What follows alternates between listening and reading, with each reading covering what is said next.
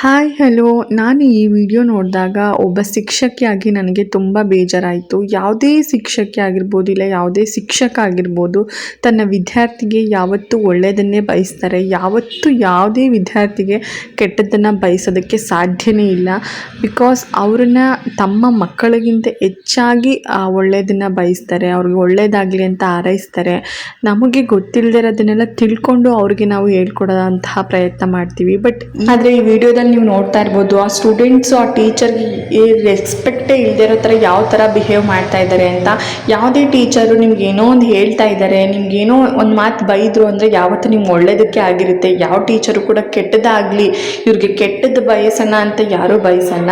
ನಿಮ್ಮ ತಂದೆ ತಾಯಿಗಳು ಚೆನ್ನಾಗಿ ಓದಲಿ, ವಿದ್ಯಾಬುದ್ಧಿ ಕಲೀಲಿ ಅಂತ ನಿಮ್ಮನ್ನು ಕಾಲೇಜ್ಗೆ ಸ್ಕೂಲ್ಗೆ ಕಳಿಸ್ತಾರೆ.